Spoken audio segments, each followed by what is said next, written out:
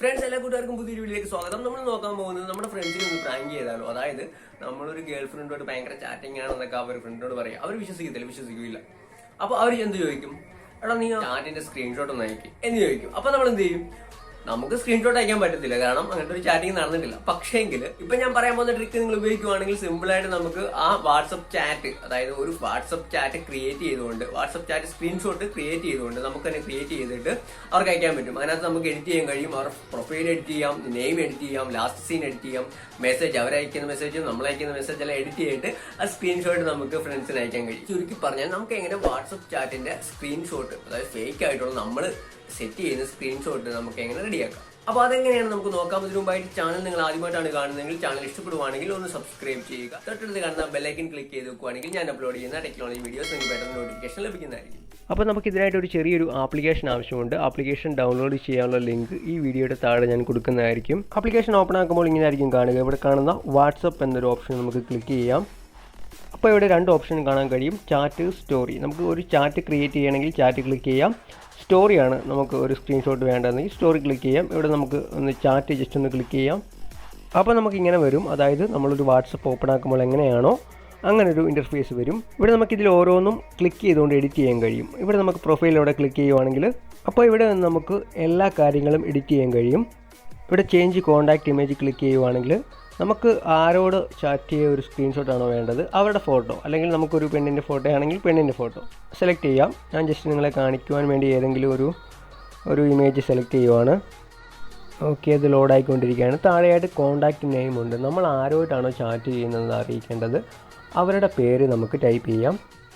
അതിന് താഴെയായിട്ട് last scene ഉണ്ട്. അറിയാമല്ലോ, ഒരു കോൺടാക്റ്റ് എടുക്കുമ്പോൾ അവരുടെ മൊബൈൽ ഡാറ്റ അവർ വാട്സാപ്പിൽ ഓൺലൈനിൽ അല്ലെങ്കിൽ ലാസ്റ്റ് സീൻ ടുഡേ എന്ന് കാണിക്കുമല്ലോ. അത് നമുക്ക് നമ്മുടെ ഇഷ്ടപ്രകാരം നമുക്ക് ആ സ്ക്രീൻഷോട്ടിൽ എന്താണോ വേണ്ടത് അതുപോലെ നമുക്ക് ടൈപ്പ് ചെയ്യാം. ഞാൻ ജസ്റ്റ് ടുഡേ ഏതെങ്കിലും ഒരു ടൈം കൊടുക്കുവാണ്.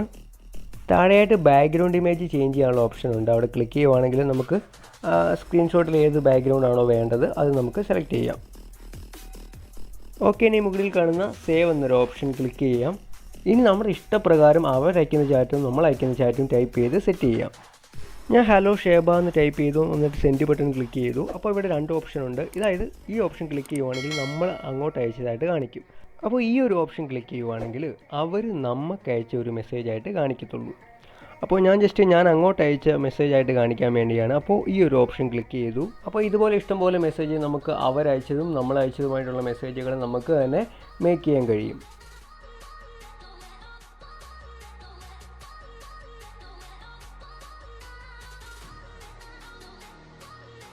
ഇനി നമുക്ക് അയച്ചിരിക്കുന്ന ടൈം നമുക്ക് ചേഞ്ച് ചെയ്യണമെങ്കിൽ ജസ്റ്റ് ഒന്ന് ക്ലിക്ക് ചെയ്ത് പിടിക്കുക. അപ്പോൾ നമുക്ക് എഡിറ്റ് എന്നൊരു ഓപ്ഷൻ ഉണ്ട്.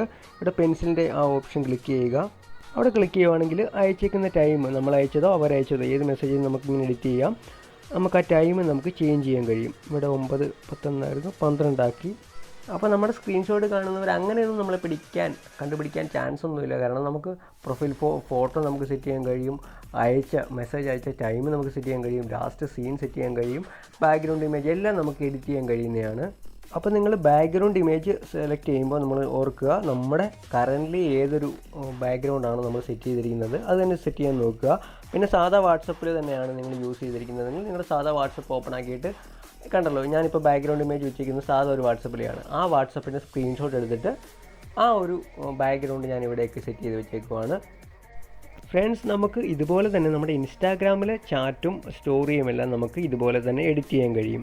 ഫ്രണ്ട്സ്, അപ്പോൾ വീഡിയോ നിങ്ങൾക്ക് ഇഷ്ടപ്പെട്ടെങ്കിൽ ഉറപ്പായിട്ട് ഒന്ന് ലൈക്ക് ചെയ്തേക്കുക. ചാനൽ നിങ്ങൾ ആദ്യമായിട്ടാണ് കാണുന്നതെങ്കിൽ ചാനൽ ഇഷ്ടപ്പെടുവാണെങ്കിൽ ഒന്ന് സബ്സ്ക്രൈബ് ചെയ്തേക്കുക. തൊട്ടടുത്ത് കാണുന്ന ബെല്ലൈക്കൻ കൂടി ക്ലിക്ക് ചെയ്ത് വെക്കുവാണെങ്കിൽ ഞാൻ അപ്ലോഡ് ചെയ്യുന്ന ടെക്നോളജി വീഡിയോസ് നിങ്ങൾക്ക് പെട്ടെന്ന് നോട്ടിഫിക്കേഷൻ ലഭിക്കുന്നതായിരിക്കും. അപ്പോൾ അടുത്തൊരു നല്ലൊരു വീഡിയോയിൽ കാണാം.